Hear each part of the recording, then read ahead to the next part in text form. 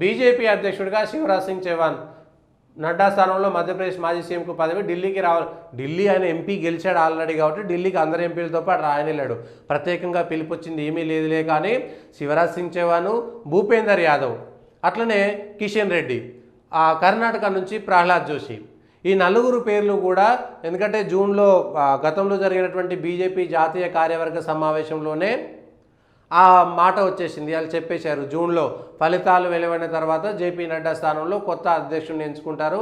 కొత్త అధ్యక్షుడిని ఎంచుకున్న తర్వాత 3 ఏళ్ల ప్రాసెస్ తర్వాత మళ్ళీ ఆ పార్టీ నిర్మాణం జరుగుతుంది అనేటువంటిది చెప్పారు. సో ఇప్పుడు పార్టీ ప్రమాణ స్వీకారం చేసిన తర్వాత, క్యాబినెట్ అయిపోయిన తర్వాత ఇవన్నీ అయిపోతే ఒక వారం 10 రోజుల్లో కొత్త అధ్యక్ష స్థానాన్ని పార్టీ నియమిస్తుంది. ఆ కొత్త అధ్యక్షుడు ఎవరైతారో, శివరాజ్ సింగ్ చౌహాన్ 15 సంవత్సరాలు 18 సంవత్సరాల పాటు ముఖ్యమంత్రిగా ఉన్నాడు. మధ్యలో 1 సంవత్సరం 2 సంవత్సరాలు పోతే 20 ఏళ్ళల్లో 18 సంవత్సరాలేమో ముఖ్యమంత్రిగా ఉన్నాడు. ఏబీపీ నుంచి పనిచేసినటువంటి వ్యక్తి కిషన్ రెడ్డి, శివరాజ్ సింగ్ చౌహాన్ ఇద్దరు కూడా యువమోర్చాలో కలిసి పనిచేసినటువంటి వాళ్ళు, భారతీయ జనతా యువమోర్చాలో కలిసి పనిచేసినటువంటి వాళ్ళు. ఎన్నికల ప్రచారం సందర్భంగానే చౌహాన్ ఢిల్లీకి తీసుకెళ్తానని ప్రధాని మోడీ ప్రకటించారు. ఆయన అనుభవాన్ని వివరిస్తూ దాన్ని పార్టీ కోసం వినియోగించుకుంటామన్న సంకేతము ఇచ్చారు. 6 సార్లు ఎంపీ, 5 సార్లు ఎమ్మెల్యేగా నెగ్గిన శివరాజ్ బీజేవైఎం జాతీయ అధ్యక్షుడిగా, పార్టీ రాష్ట్ర అధ్యక్షుడిగా, జాతీయ ఉపాధ్యక్షుడిగా, కేంద్ర ఎన్నికల కమిటీ, పార్లమెంటరీ బోర్డు సభ్యుడిగా పనిచేశారు. ప్రస్తుతం బీజేపీలో ఆ స్థాయి అనుభవం ఉన్న నాయకుడు ఎవరూ లేరు. దీంతోనే ఆయనను జాతీయ అధ్యక్షుడిగా నియమిస్తున్నారనేటువంటి ఊహాగానాలు వినిపిస్తున్నాయి. ఊహాగానాల్లో అంటే ఇది పార్టీ విధానాల ప్రకారము ఖచ్చితంగా అధ్యక్షుని మారుస్తారు. ఎవరైతే నడపగలుగుతారో, ఎవరు పార్టీకి సంబంధించి విధేయతతో ఉంటారు, గత అనుభవాలు ఏమున్నాయి, పార్టీలో వివిధ రాష్ట్రాల్లో ఉన్నటువంటి క్యాడర్తో ఉన్నటువంటి సంబంధాలు. ఇంకొకటి భాష కూడా ముఖ్యమైనటువంటి అంశమే. కొంత హిందీ మంచిగా వచ్చినటువంటి వాళ్ళకు కూడా అవసరం ఉంటుంది. మిగిలినటువంటి వాళ్ళలో కాకుండా బీజేపీలో అది కూడా ఒక ముఖ్యమైనటువంటి అంశంగానే ఉంటుంది.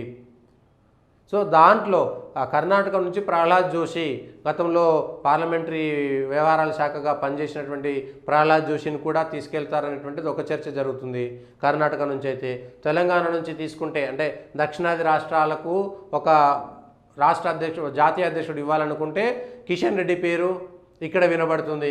లేదా డాక్టర్ లక్ష్మణ్ కూడా బీసీ అంతకుముందు రాష్ట్ర అధ్యక్షుడిగా చేసినటువంటి అనుభవం ఉంది. కొంత రేస్లో డాక్టర్ లక్ష్మణ్ కూడా ఉన్నట్టుగా కనబడుతుంది. అది కాకుండా భూపేందర్ యాదవ్ ఒక దిక్కు, అదేవిధంగా శివరాజ్ సింగ్ చౌహాన్ అయితేనేమో ముఖ్యమంత్రిగా పనిచేసినటువంటి అనుభవం, 20 ఏళ్ళ అనుభవము, దేశవ్యాప్తంగా తిరగలుగుతాడు. అటు ప్రభుత్వం తెలుసు, ఇటు పార్టీ తెలుసు. పార్టీలో పుట్టి పెరిగినటువంటి వ్యక్తిగా ఆయనకు సహజంగానే కొంత ఉంది అని చెప్పుకోవచ్చు. సో ఇది చర్చ ఉంది. ఒడిశా సీఎం ఎవరు? ఒడిశా సీఎంగా కేంద్ర ఉక్కు శాఖ మంత్రి ధర్మేంద్ర ప్రధాన్ పేరు బలంగా వినిపిస్తుంది. వాజ్పేయి హయాంలో 2004-9 మధ్య కేంద్ర మంత్రిగా పనిచేసిన దేవేంద్ర ప్రధాన్ కుమారుడు ఈయన. ఏబీపీలో చిన్న వయసులో నుంచే పనిచేశారు. 2004లో తొలిసారి లోక్సభ ఎన్నికయ్యారు. మధ్యప్రదేశ్, బీహార్ 2 సార్లు రాజ్యసభకు వెళ్లారు. 2017లో మొదటిసారి కేంద్ర మంత్రి అయ్యారు. ధర్మేంద్ర ప్రధాన్ ఉన్నాడు, అదేవిధంగా సంబిత్ పాత్ర ఉన్నారు అక్కడ. కాకపోతే వాళ్ళు ఎంపీలుగా గెలిచారు, తర్వాత రాజీనామా చేసి పోవచ్చు. అనుభవం కూడా కొంత అవసరము. అక్కడ సామాజిక సమీకరణాలను కూడా అవకాశం ఉంటుంది. సామాజిక సమీకరణాలు చూసుకోవాలి. నవీన్ పట్నాయక్ను మర్చిపోయేలాగా 5 ఏళ్ళు పరిపాలన చేయాలి. పార్టీ పైన పట్టు ఉండాలి, ప్రభుత్వం పైన పట్టు ఉండాలి. సో ఒరిస్సాకు సంబంధించినటువంటిది ఇప్పటికే దేశంలో భారతీయ జనతా పార్టీ జాతీయ నాయకత్వం ఇప్పటికే దానిపైన ఒక దఫా చర్చలు కూడా చేసింది. సంబిత్ పాత్ర, ధర్మేంద్ర ప్రధాన్ కూడా ఉండవచ్చు. ధర్మేంద్ర ప్రధాన్ గతంలోనే అధికారంలోకి వచ్చేటువంటి అవకాశం ఉందని, ధర్మేంద్ర ప్రధాన్ దాదాపుగా ముఖ్యమంత్రి అభ్యర్థిగా అఫీషియల్గా ప్రకటించకపోయినా ఆ స్థాయిలో ఆయన పని తీసుకున్నారు. కాబట్టి ఈసారి ఏముంటుంది అనేటువంటిది చూడాలి.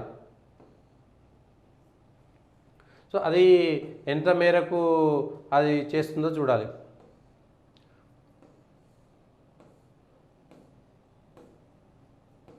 ఫలితాలు వచ్చిన తర్వాత జరిగినటువంటి దాంట్లో ఏం జరిగింది అనేటువంటిది చూస్తే